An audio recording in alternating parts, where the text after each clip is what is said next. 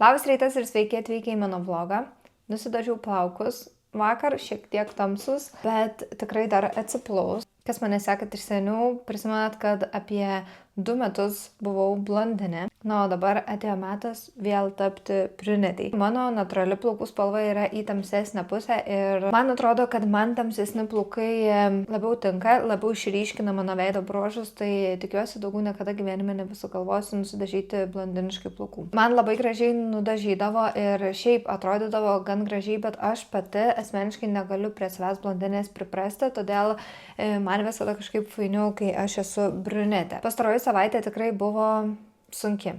Kas mane sekat iš šiek tiek seniau, tai žinot, kad prieš maždaug metus aš pradėjau vaikščioti po 10 000 žingsnių į dieną. Prieš 2 kokius mėnesius, galbūt netgi 3, pradėjau sveikiau maitinti, atsisakiau užkandžiavimo, 3 patiekalai per dieną, kartais ten koks 1 užkandis, bet retai. Per pastrosius 2 mėnesius numečiau 6 kg, kas yra gan šiaip geras rezultatas, nes tikrai neskaičiau jokių kalorijų, nesiekiau labai jokių dietų ir tiesiog aktyviau gyvenau. Prisižiūrėjau, šiek tiek valgau ir ne per daugiausiai valgydavau. O pastarąją savaitę visiškai atkritau, fizinis aktyvumas buvo, tai vaikščiojau, visada kažkaip man gaunasi nueiti tuos 10 000 žingsnių per dieną, bet visiškai su mityba buvo balaganas. Valgiam kavinėse, aš net neprisimenu, kada paskutinį kartą aš gaminau maistą namie, galbūt tai buvo prieš savaitę laiko, nes arba Lukas pagamindavo kažką greit, arba kavinėse, pas mamą, pas tėvus, žodžiu, va taip.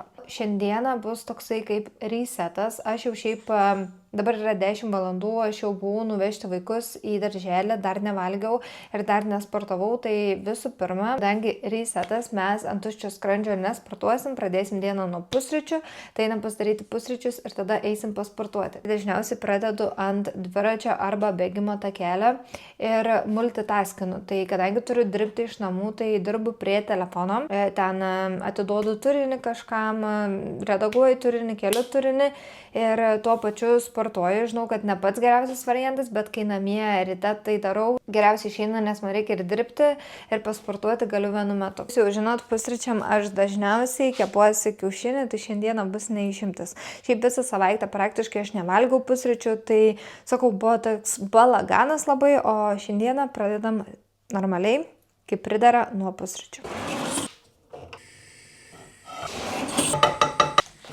Žiūrėkit pas mus kokie veidukai ant kiaušinių, mes su Luku darom tuos elfus, tai šiandien Lukas padarė, kad elfai išpiešė veidukus ant kiaušinių. Kol mano kiaušiniai kepa, kas prisimena iš mano praeito vlogo, pradėjau gerti actą prieš maistą. Bent jau 20 minučių likus iki maisto įsipilam stiklinę vandens. Actas padeda sunormalizuoti cukraus kiekį kraujyje, kai valgai. Žodžiu, tai dėl to aš jį geriu. Luna, labas rytas. Žiūrėkim, va, mano draugė. Šrytas, o su kokiu megztuku, apsirengus, pasipuošus. Visai jau. Norėtų atsigulpęs man ir miegot, bet aš turiu daryti dalykus, tai jinai nesupranta. Vis tiek jai reikia.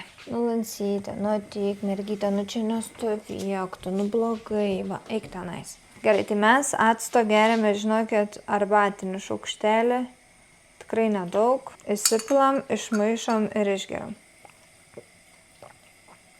Aš naudoju obuolių actą, kuris yra 6%. Skonis toks, kaip kad gertum vandenį su citrina. Grinai, nieko blogo.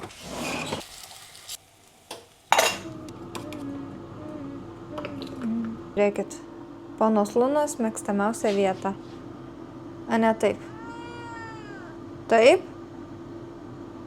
A tavo čia mėgstamiausia vieta? Ką? Tavo čia mėgstamiausia vieta.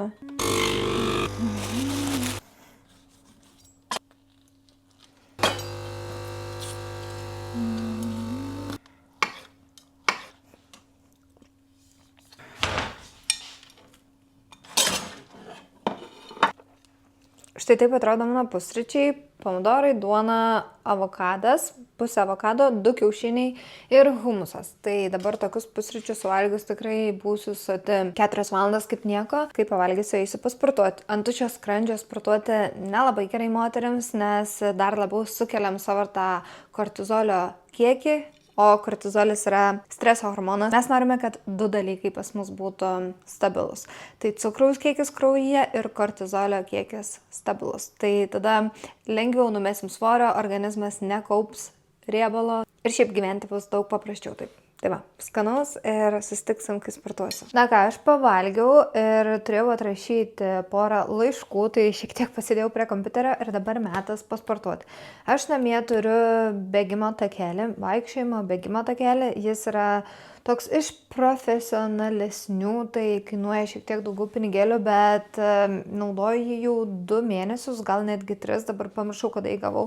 Ir žinokit, tai geriausias dalykas, į ką jūs galite investuoti, jeigu jums tikrai patinka vaikščioti, nes dabar, pavyzdžiui, lauke purškia lietus, lyja lietus ir jeigu jūs, pavyzdžiui, neturėtumėt džimo membershipo, tai net negalėtumėt eiti į džimą, tai tenka tik tada namie sportuoti, tarkim, pratimai, bet žmonėm, kuriem sunku prisiversti namie sportuoti su pratimais, tai bėgtakis yra geriausias dalykas, nes tu gali atsistoti ir eiti arba pabėgti ir dar plus skaityti knygą eidamas, gali treniruoti rankas eidamas, daug tokių multitaskingų gali daryti, kai tu turi bėgti iki namie. Nežinau, man bėgimo tas takelis tai tikras išgelbėjimas, tikrai kai jį turiu namie visada surenku po 10 000 žingsnių į dieną, nes galiu tiesiog dabar įsijungti ir pusę valandos eiti, arba, kas geriausia, kad galit įsijungti, žiūrėti kokį serialą arba laidą ir tiesiog eiti. Tai ne tai, kad tu sėdi ant sofos ir žiūri kažką, bet tu gali tiesiog vaikščioti ir žiūrėti. Tai žiauriai pasiteisinęs dalykas. Tai mano bėgtakas atrodo taip, tu jį palenki ir jis yra ant ratukų, tai jis važinėjasi. Aišku, čia labiausiai Lunai patinka šitas aparatas, nes jinai čia jau matau, kaip žiūri. Tada atkeliu ir išlankstau. Kas geriausia, kad mano bėgimo takelis susilanksto, tai neužima iš tikrųjų daug vietos. Lankstau, įjungiu ir gali eiti. Maniškis atrodo štai taip. Šiaip labai geras dalykas. Labai rekomenduoju. Šiek tiek apsivalau, nes kol buvo sulankstytas, jeigu porą dienų nenaudoji, tai dulkėm apeina nuo grindų. Mes ar nukristumėm, ar kažkas atsitiktų, kai išsitraukia šitas dalykas, tada sustoja takelis iš karto. Aišku, Luna ateina pasižiūrėti. Mes įjungsim jį į laidą. Va čia. Luna, turėsi šiek tiek mažutę, tu negali sportuoti. Žinau, kad tu norėtum, bet tau neišeis. Tada aš pasiėmu visada vandens, pasiėmu telefoną, nes šiandieną aš dirbsiu prie telefono. Turiu iš tikrųjų padaryti keletą darbų. Gerai, įjungiam labai paprastą. To dažniausiai neprisisegu ir pradedam eiti, pasidedam greitį. Tai va rašo, kokiu greičiu eini, kiek kalorijų sudeginai ir laiką, kiek tu eini. Šiaip žiauriai geras dalykas, žiauriai geras takelis. Gali ir bėgti parodysiu. Kokį nori greičio. Aš dažniausiai pasirenku greitį 4,5. Tai man toks geriausias. Ir eini pusę valandos, valandą, kiek turi laiko. Sakau, geriausia, kad gali įsijungti teliką. Arba šiaip vaikai sėdi prie televizoriaus, tu pavaikštai. Kartais, žinokit, jeigu aš jį ištraukiu, tai ir vaikai iš karto ant jo tada eina. Sakau, žinokit, šitas takelis tai yra geriausia investicija, nes kartais tiesiog tikrai nesinori eiti lauką, kaip dabar šlapdriba. Gerai, kągi, pas mane siurblys backgroundą, bet tikiuosi jūsų labai neerzins. Aš noriu šiaip pasidažyti, nes kadangi visą savaitę valgau tokį labai blogą maistą, tai žiūrėk, va, 1, 2, 3, 4, 5, visur žodžiu vien spuogai. Geriau atrodyčiau ir paskelčiau savo nuotaiką, nes vis tiek šiandieną reiks važiuoti ir Leonardą nuvežti būrelį ir pasimti vaikus, žodžiu. Kol aš dažaus, noriu jums išties papasakoti, kaip pradėti labiau mylėti save galbūt, kaip tiesiog pradėti, kai esi tokioj duobėj, nebežinai, ką daryti realiai. Man kas labiausiai padėjo, tai vaikščiojimas. Jau sakiau prieš tai, pakartosiu dar kartą, žmonės labai nuvertina tą vaikščiojimą ir jeigu jūs tik pradėsit vaikščioti, aišku, aplinkiniam gali pasirodyti šiek tiek keista Ir manau, ne visi galbūt gali, ką aš neseniai supratau, kad ne visi galbūt gali išeiti vaikščioti vieni. Man tai nesukelia problemą, aš galiu tiesiog atsistoti ir išeiti viena vaikščioti, pažintinius takus viena eiti. Aš ne kartą ir buvau, jeigu aš nerandu kompanijos, kas su manim norėtų eiti kažkur, aš tikrai galiu išeiti viena ir man nėra problemų. Jeigu tau nedrąsu išeiti vienai, tiesiog pabandyk prišnekinti kokią draugę, kuri su tavim išeitų. Bet ką aš tikriausiai labiausiai noriu pasakyti, kad jūs suprastumėt, kad jums reikės pasikeisti, išeiti iš savo komforto zonos. Nes jeigu jūs liksit toj savo komforto zonoje, jūs niekada nepasikeisit. Ir jeigu jūs nieko nedarysit, po 5 metų, po 2 metų jūs būsit lygiai tokioje pačioje vietoje, kur esate dabar. Tai tam, kad mes pasikeistumėm, tam, kad pradėtumėm kažką naujo, mes turim išeiti iš savo komforto zonos. Ir dar vieną labai svarbų faktą jūs turit suprasti, kai pradedat keistis, kad ne viskas bus faina ir tikrai turėsit išeiti iš savo komforto zonos, kad ir, pavyzdžiui, eiti vienai pasivaikščiot ar pradėti sportuoti. Jūs esat pripratusios prie vienos rutinos, o dabar reikės daryti visiškai kitokius dalykus ir kartais jūs nenorėsit to daryti ir kartais jūs norėsit tiesiog atsisėsti ir valgyti, bet to padaryti negalėsit. Tiesiog turit priimti tą faktą, kad kartais tiesiog reiks pakentėti, kad jums bus nepatogu. Geriau jau pakentėti ir priimti tą faktą, kad jums nepatogu ir jūs nenorit to daryti, bet darot, negu nieko nedaryti, žiūrėti į save veidrodį ir nepatikti savo, žinot. Nes mes visų pirma pradedam keistis dėl to, kad mes norim pokyčių, mes norim geriau jaustis ir jeigu mes nieko nedarysim, tai mes liksim toje pačioje vietoje, kas yra baisiausia. Baisiausia yra netobulėti ir likti toje pačioje vietoje. Todėl labai jums rekomenduoju tiesiog pradėti keistis, pradėti daryti dalykus, kurie galbūt nėra jums įprasti. Tik tais tada, kai mes darom kažką, kas nėra mums įprasta, darom kažką naują, mes augam, mes auginam savo asmenybę, mes tobulėjam ir mes keičiamės. Taip, mes visi norim to torto vakare suvalgyti, ar ten tų saldainių vakare suvalgyti, mes norim tų čipsų ir mes tai galim sau leisti, bet susitaikykit su faktu, kad jūsų disciplina turi atrodyti taip. Maždaug 80% jūsų gyvenimo būdų ir gyvenimo stiliaus jūs turit gyventi disciplinoje ir 20% jūs galite atsipalaiduoti. Aš nesakau, kad nebevalgykit čipsų, nebevalgykit ledų, nebevalgykit nieko, visą tai darykit, bet viskas tai turi būti su saiku ir tinkamai vietoj. Ir jeigu paslydot, tai neskaikit, kad aš niekam tikus ir nieko verta ir aš daugiau nebedarysiu nieko ir viską mesiu. Vieną kartą paslystat, rytoj atsikeliat, atsistatot ir pradedat iš naujo, kaip ir aš praeitą savaitę. Nedariau visų tų dalykų, nevalgiau sveikai ir nesportavau per daugiausia, bet šią savaitę aš atsistatau, aš grįžtu ir tai yra svarbiausia. Svarbiausia yra atsispirti ir grįžti atgal, žinot. Tai, kad visai dugną nusmukti ir tiesiog nieko nebedaryti. Žinot, lengviausia yra savo pasakyti, kad aš nesugebėsiu, man per sunku, man nereikia. Aišku, kad jums bus sunku vaikščioti po 10 000 žingsnių į dieną. Aišku, kad jums bus sunku atsisakyti tų saldumynų.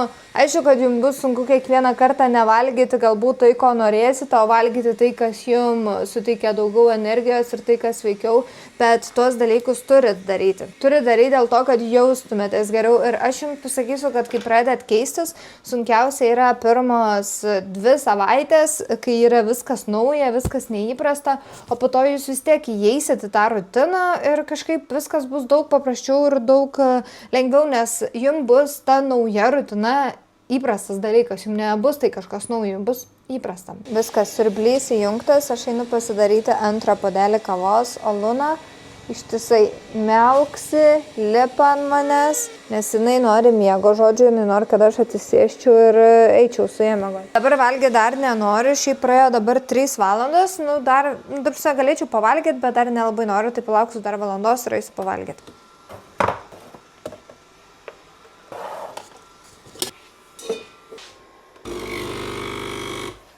Draugė dar šiandien paskambinus sakė, kad Maximoje yra labai didelės nuolaidos. Tai aš galvoju, gal dar prieš važiuojant pasiimti vaikus, užvažiuosiu į Maximą ir pažiūrėsiu, galbūt išeis kažkokiu tai pažiūrėti kalėdinių dalykų. Dabar pradėjau gerti juodą kavą, kad žinot, juoda kava neturi daug kalorijų, man atrodo tik 6 kalorijos, praktiškai be kalorijos gėrimas.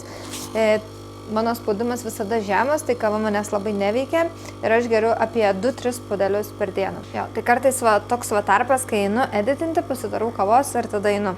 Dabar dar plus noriu parodyti, kokius suplementus sveikatai vartoju natūralius. Man nepatinka tokie viskas viename vitaminai, aš visada stengiuosi natūralesnio pagrindo vitaminus naudoti sveikatai. Labai mėgstu grybų papildus, tai naudoju štai šiuos. 7 grybų mišinys imuniniai sistemai. Tai reikia po 2 tabletės į dieną. Tai taip atrodo tabletės. Raisin grybas, shiitake grybai, lion grybas, maitake grybai, žodžiu, viskas, kas imuniniai sistemai. Tai dabar išgersim 2 tabletės. Toliau mano hormoniniai akniai ir subalansuoti tos hormonus aš naudoju nakvišų aliejų. Tai va tokios kapsulytės, šiaip labai ilgai jų užtenka ir po 1 kapsulę į dieną. Nakvišų aliejus labai geras maisto papildas moterims. Na, o vakare, nes nenoriu aš sukrauti dabar visų tų papildų į vieną. Geriu čiaga grybus, mano tam mikse. Šitam čiaga grybų nėra. Tai aš geriu čiagą atskirai ir čia yra, žinokit, labai geras skystis. Labai patogu dozuoti. Yra toks kamštelis 3 ml per dieną ir aš prieš vakarienę šitą geriu. Ir tada suvalgau šaukštą Symos gėlio. Žiūrėkit, jau praktiškai aš nebeturėjau. Šiaip labai skanus tas gėlis ir jis čia kaulams padeda, imuniniai sistemai, paskirstyti energijai, šiaip bendrai gerai savijautai. Irgi jeigu perkat Symos gėlį, tai pažiūrėkit, kad jis būtų tikrai natūralus, be jokių ten pridėtinių cukrų ir taip toliau ir panašiai. Aš naudoju šitą Irish Symos Gel. Tai va. Tokie 2 vakariniai suplementai. Kava beveik pataisyta, einame mes dabar padirbti prie kompo. Kaip turiningai išnaudoti 15 minučių? Jeigu turi tik 15 minučių.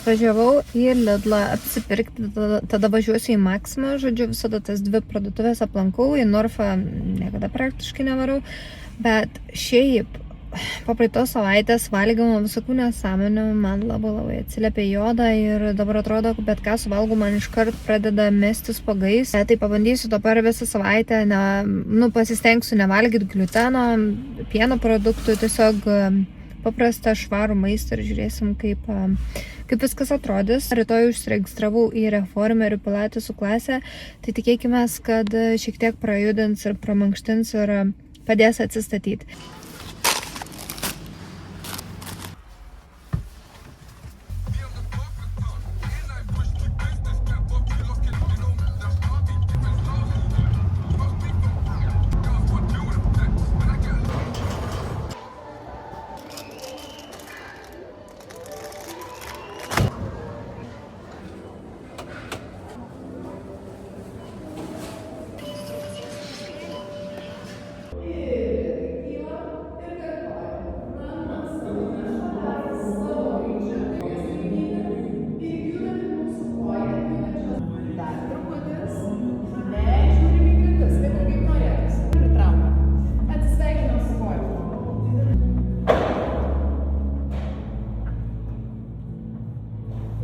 Grįžom ir dabar darysim lakštutės.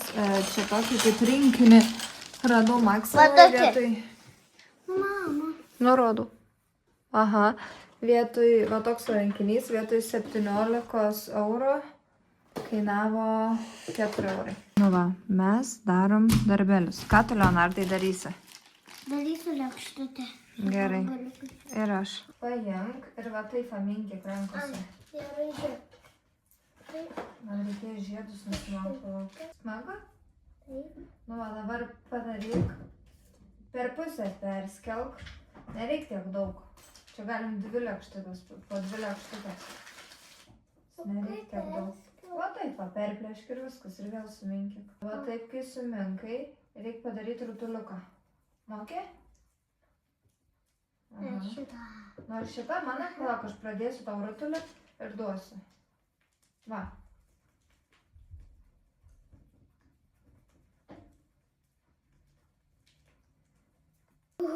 Nu, dar daryk rutulį. Pagali, tai spaust. Tai blynas, kad būtų. O kaip lėkštę padaryti? Padarysi, pamatysi.